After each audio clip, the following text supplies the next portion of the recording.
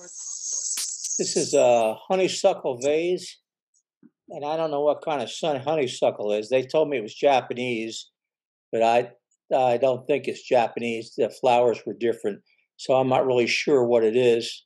It's just honeysuckle vase. It's 8 by 3.5. It's finished with it's got white stain on there. I picked up the different style on there, and then it was finished with wax, carnauba wax. So that's it for that one. This is a what is that one? That's an ambrosia maple that was hand carved, and it's finished with stain also, like 3 or 4 different stains, and then finished with a lacquer on that one. That carved using a router like Matt showed last month. No, that's that's using a hand rasp, and using the index from my lathe, marking it out, just using a hand rasp and going over it. That's just another view. It's a top view of that. So. Okay, that's all I have from you, Bob. That right?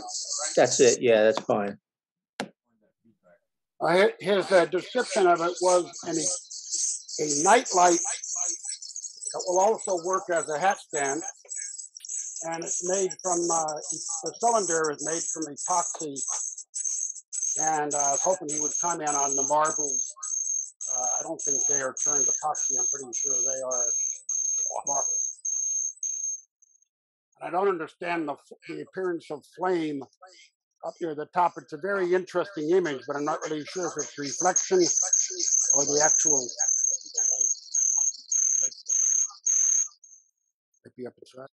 Okay, and this is a view from above of a walnut platter. Jim did not give any indication of size. I would guess it's probably about 6 inches. There's a side view. It's a pretty husky turning. It's like something from Renaissance Fair or something. And this is also Jim Bowman. It's I'll call it segmented. He called it a layered buildup of walnut. And the final one from him is a kind of oblique view on that same ball.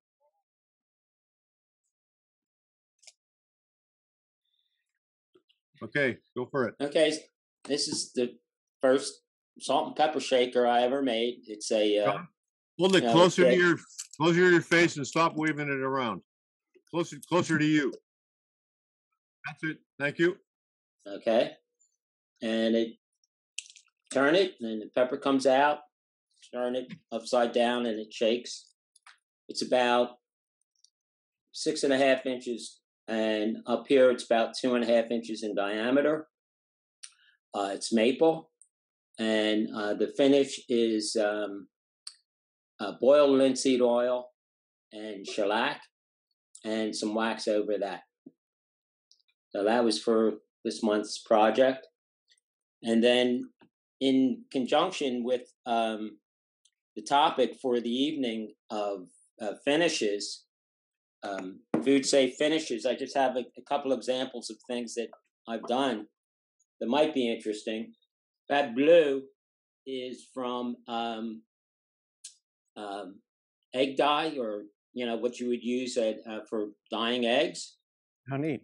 And I just was doing some practicing and turned out making a rattle. And these colors are food dye colors. That's it. Hold it beside your face and hold it still. Thank you. Yeah. Yeah, this was just a practice thing that I was doing. I had really no intentions. I was just practicing with the skew, making coves and beads and so forth. And Then I decided I would try making some captive rings. And so, this developed. It's nice. And it was just a piece of pine, a limb. I think it was from my friend's Christmas tree. He gave me that. So that's it. I got Ted Luttrell. Okay, I'll go in the screen share. A recent member. So just hang on a second. What do you got? You going to share screen or hold work up? I'll share screen. Okay.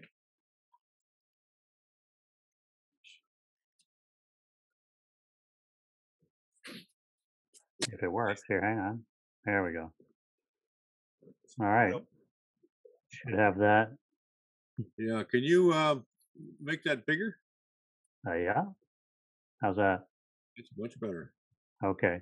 I heard you mention salt and pepper shakers at the Thursday morning. So I had never made any. So I said, what the heck?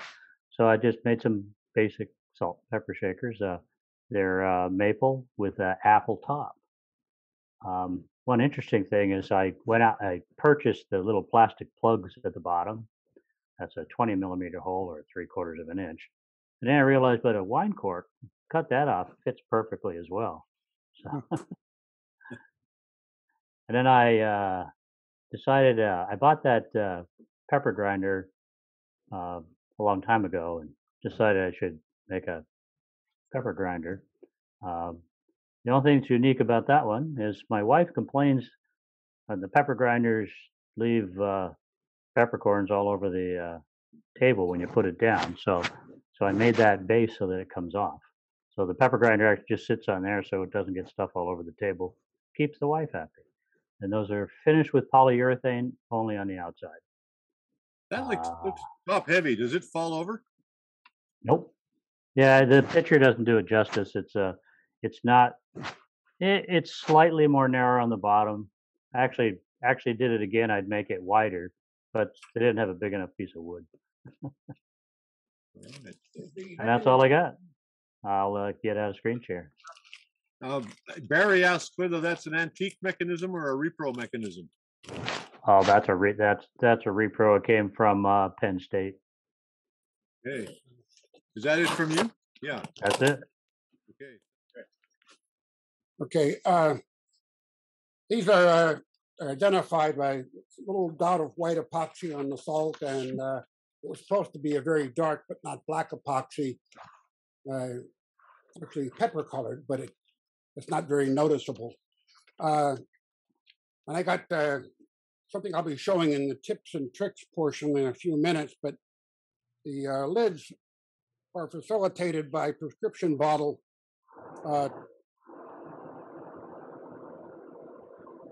threads are the male and female threads from a prescription bottle.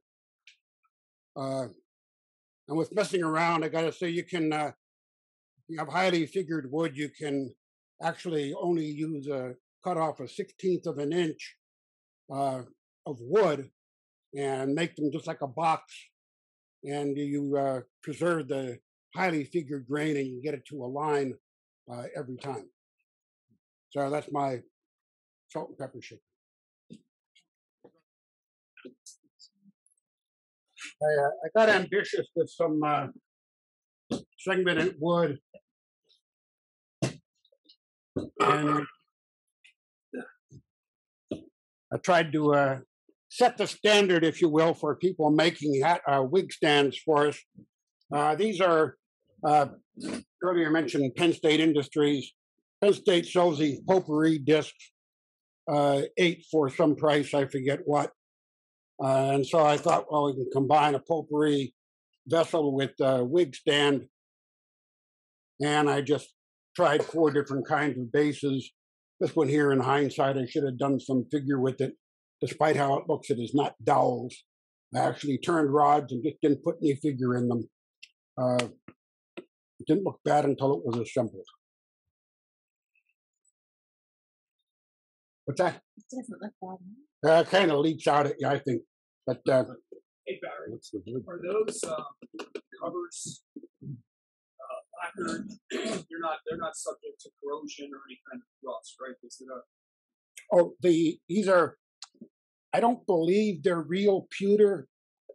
they file about like a 90% lead alloy. I mean, they're dead easy to.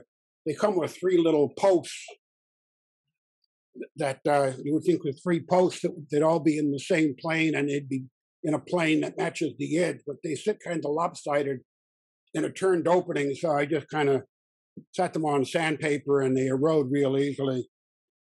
They are easily deformed, and if you drop them, they'll fracture. Yeah. What are the woods here below the figure?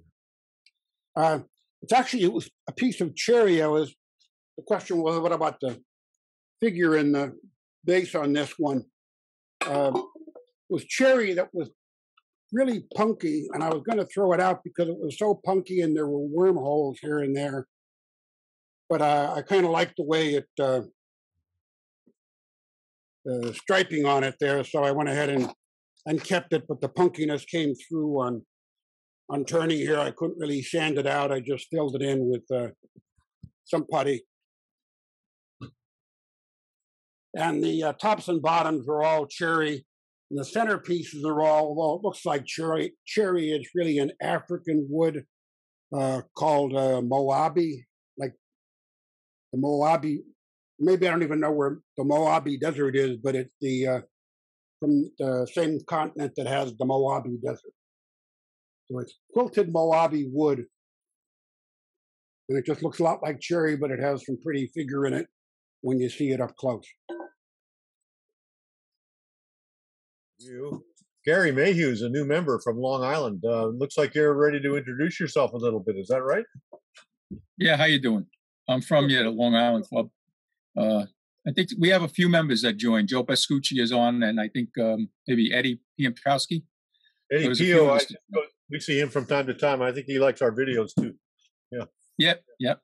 I watch your videos also. That's how I got to know you. Cool. So I have a few to show if you want. Yeah, show us what you got. This is just a cherry platter I made. Oh, nice. That's a good big piece. It only started out as about an inch thick, as an inch board. It's about 15, 16 inches in diameter. You turn on American Beauty, I think, don't you? Yes, I do. I had it about a year now.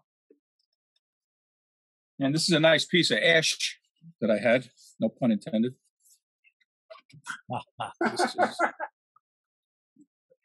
What's the color? This is a chestnut stain, Jimmy Cluse's method. I have about, I don't know, maybe 5 different colors that I turned in, and then I finished this with lacquer, about 10 coats of lacquer. I really like the grain on this, on the ash. Yeah, nice. Pretty stuff. And then I did a beaded bowl. I did this actually for beads of courage. Hold it still so your camera can focus. Yeah. Is that focused there? There. Yeah. There. Oh, that's it there. Show us inside too. And then I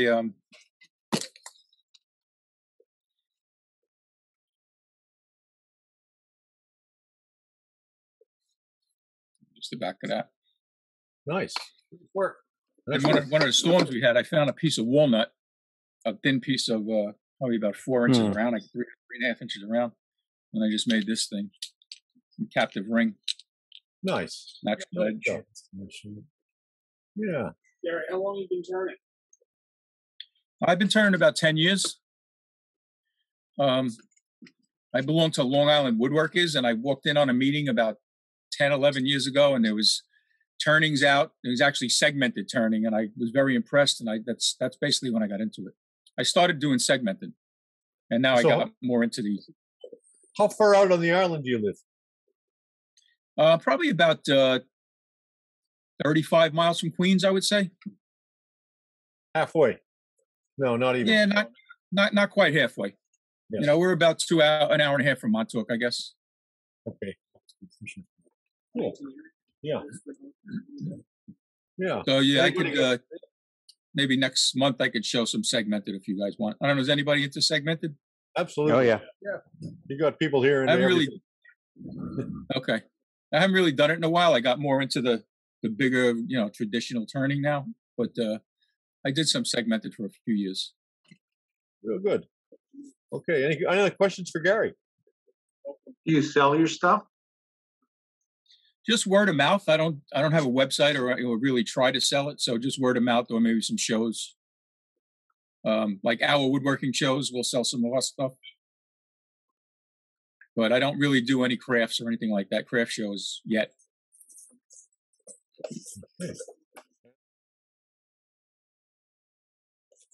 Okay, the first, this is from Jim Duxbury. Jim, do you want to talk to it? Sure, be glad to. My first time to talk on here. Every now and then I get an order for a lot of little pieces of jewelry, little pieces of pins, and all kinds of small turnings. And to hold an orbital sander in one hand and sand and hold the piece in the other hand is a good way to lose your fingerprints after a while, and the palm of your hand or the back of your hand. So I made a bracket to hold the sander. The U shape on the bottom right that fits over the tang in my vise, my metalworking vise, and I clamp that up, and this sits on end. And you get the next picture. It sits on end so that you can actually hold the piece and see what you're doing without holding the sander. This works fabulous. And with big runs of pieces, I actually take that silly little dust bag off the back end and hook it to my shop vac or my dust collection system, and that actually sucks the dust right out of the sanding pad, so you get much better use of it. The black handle on there releases, and that's 1.25 inch square ash yoke that goes into there, so it can index sideways or upside down or any way you want it. So you can index it in 4 positions and see what you're doing. It really works great. I love it. The next one, this is one of my favorite tips. I never use very much finish. I always need a thimbleful, or just a little bit on the end of a rag. So I hardly ever open my finish cans or my thinner cans, my paint thinner cans. The first thing I do when I get a can of finish is I punch a hole in the end of it and put a metal screw in there. And then you just loosen the metal screw and squeeze the can and put whatever you want on a rag. That tung oil on the lower left, that can is from 1999. It's half full and it's still good tung oil.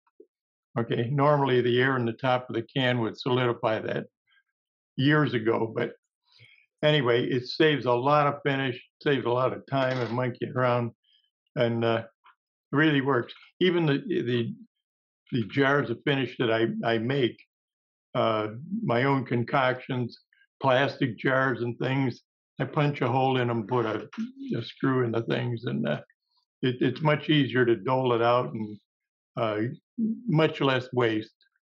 So is the contention that the wait a minute, let me get a mic. So that the air that's in there, you turn the can upside down, so the same amount of air is in there and no new air gets in? Is that what's going on? That's right. Yeah, you just squeeze the can a little bit, maybe I don't know, a couple drops of air get back in there, but it's nothing. I never take the lid off my finished cans. How do you squeeze the glass jar there? Yeah, that's no, it just pours out a little bit. That's my own concoction. I don't know, that's half polyurethane, half thinner or something.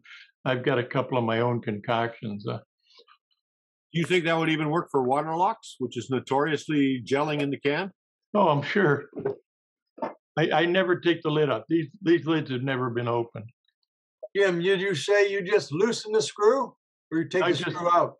I just loosen the screw. Well, if I want a lot, I take the screw out. But most of the time on cans and plastic bottles, that sort of thing, or if you take the screw out, don't take it all the way out. Just turn the can upside down, pull the screw out a little bit, and use what you want, or pour what you want, and then stick it back in, and no air gets back in that can. That's a good idea. I'm very frustrated with my water locks. About a third of the can or more solidifies. Oh, no, you won't have that problem at all. Like I said, on tung oil, I had the same problem. And that's when I started this. That's a good tip. I'm going to try it. So between that and the sanders, I can do small pieces of jewelry and small. Oh Lord! One year we made deer pins, lapel pins, and my God, I sanded the back off my hand, holding the little deer pins in one hand and the sander in the other hand. Well, Jim, what's a big number for you? Like, what's a big run? How many would you make at one time? Or something? Oh, 150. Oh wow. Okay. Yeah. That's a big run. Yeah, it's amazing. Some of those things they do sell. I have to sell my stuff. I make so much stuff that I have to sell it. You couldn't get in the house if I didn't sell that stuff. Jim, Alan Miller here. Your first slide, first or second slide, you were showing the use of the sander. That one. Yeah. The piece you're holding underneath the bottom, is that some kind of a jig to hold a small part? Oh Lord, I don't know. I think I just picked up a small block that had a bolt hole in it. I don't remember what that's for. Okay. Just to show that you hold the piece and to show the sander in use. That's all. It's just a photo. It's also really simple. You turn the sander 90 degrees so that the pad's facing you, and you can hold the piece. And I tried that, but it's hard to show. It shows better this way in a photograph.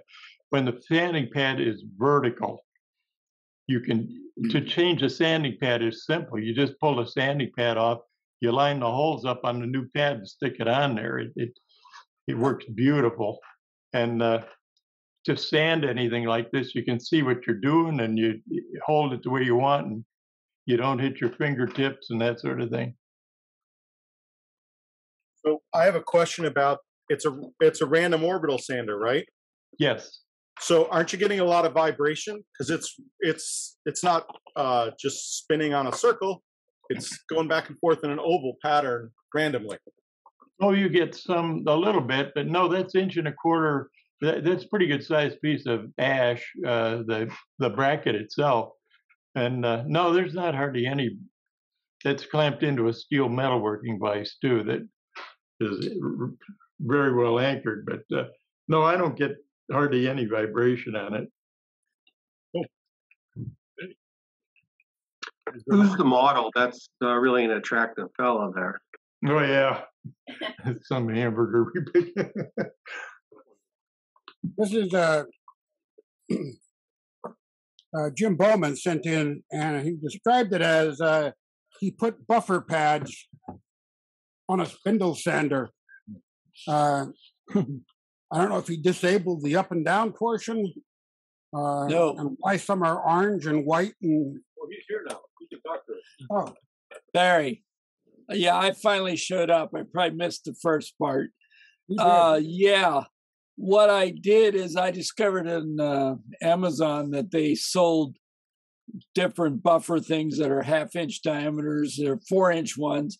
I stacked them up, and the reason they're weird colors is first I start with 4, and I used the rouge. And anyways, I had a rigid oscillating sander that I wore out, and I bought a cheap Wen. I thought, how bad can they screw it up? Well, they can do it pretty good. So I retired that, and I made a spindle sander out of it. But I said, wait a minute, I don't make a buffer. And no, it goes up and down, which in my book is virtue. So I bought the second pylon. That's the reason there's some clean ones and some not clean. And the bottom is the roughest ones, and the top ones are the smoothest ones. So you put a little of your compound on the bottom or the top, depends which ones you're using, and move up the track as you go. Yeah, it's This useful. isn't, you don't use like any kind of polish with this. This is more like a Scotch-Brite pad kind of fabric. Yeah, I'm using polishing compounds. You know, the stick things you just hold up to them. Rouge. The red is the rouge or whatever, and there's like 2 or 3 grades that you go through, and I got them mixed up a little bit. So, yeah, it works pretty well. I pour epoxy stuff, and this is great for polishing little pieces of epoxy. So I don't have another lathe to dedicate to it, and I don't use the Beals system, so this works for me. Any questions for Jim Bowman?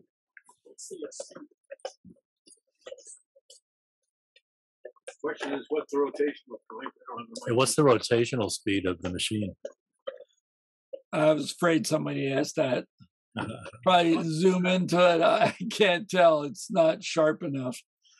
Something RPM. It's 4 digits. It's if you're used to the vertical sander, belt sanders, and spindle sanders, it's that speed. I didn't change any speed.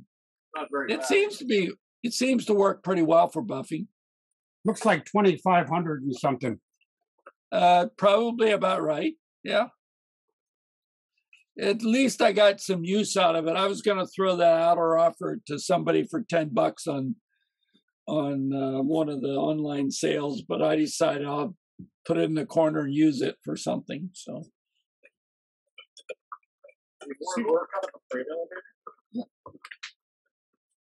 What? Is your shop in a freight elevator? Oh, you caught that, did you? Yeah, or does your wife just think you're crazy? No, my front of my shop has glass totally. I would have a picture online I could share, but the whole front of my shop is solid glass, or nearly solid, except for some supports. Well, I discovered in the wintertime, I'm losing a lot of heat through that glass, especially overnight. So I had a bunch of, when I did video production, we used to throw down on the floor shipping blankets, packing blankets to kill the sound reflections. And I had a whole bunch of them. And I said, so I hang them at night across there. And I just never lifted this one before I took the picture the other day. So I'm not in a freight elevator, but yeah, good question. Okay. We have a final tip and trick, and it's mine. Reflecting back on my salt and pepper shaker. This is the kind of bottle I'm talking about. And under that white cap is a ratcheting clear cap, and it's kind of a standard for prescription bottles these days. Just a small slit in the white cap, and it comes right off. And whether it's safe or unsafe, I then bandsaw the balance of the objects away, and it leaves me with the male and female ring that you see here. And they are both of convenient diameters. So if you have like Forstner bits, the Forstner bit matches the male and female diameter for inserting them in your object. And there's a close-up of the salt or pepper shaker with the thread on it. And there's the base with the, which is really the cap insert. What are you gluing it in with, Barry? I use CA. In hindsight, I should use either gel CA because it worked so fast. I couldn't. Earlier, I mentioned how you can align the top and bottom for grain enhancement, and I really couldn't in this case. But in hindsight, if I use gel CA, so you can pre-screw the two together and then just put the lid on the base, or else use a fast-setting epoxy like 5-minute epoxy or something. Gorilla glue. What is it? Polyurethane or what? I don't know what they call it. It's the kind that when you wet one side and then it swells out and makes white gunk. It comes out. How you like that description? That works for stuff like that. I'm afraid that the foaming action might transport the glue between the surfaces, and then you have an unopenable, although nicely green match. object. Yeah, I got you. I like that idea, Barry. Yeah, it's a great idea. I was going to ask where you got your thread chaser. Sorry. Was that a question or a? Yeah, no, I was going to ask you. I didn't realize you using inserts. I thought you were doing thread chasing to match that, and I thought, holy cow, where did he find the thread chaser to match that? So, on the empty Express Scripts bottle, and at my age and health, I get a lot of them. Yeah, I got a bucket of them in my shop. They're useful for lots of things. They come in about 3 different thread forms, so they're you can pretty much make what you want up to about 2 inches in diameter. See, Barry, now I got to make a new salt and pepper shaker just because you showed that. Here I thought I'd get snubbed because I didn't do thread chasing. What about hot glue? Could you use hot glue to Barry? Hot glue to insert the thread? I did use hot glue, CA. No, hot glue, heated glue. Oh, hot glue. It would have to be a very high or a low temperature hot glue so it would stay liquid while you. I worry about whatever would extrude out. Hot glue is hard on cleanup. What I notice is that's just one turn of a thread or it's turn and a quarter. And when people cut threads in wood, when they chase threads, they seem to like to chase 6 or 8 threads. So the lid is like around and around and around, and this comes right off very quick. Yeah, I'm not really a big fan of 6 or 8 turns. I figure if that was a popular thing, they'd make the medicine bottles that way. Barry, you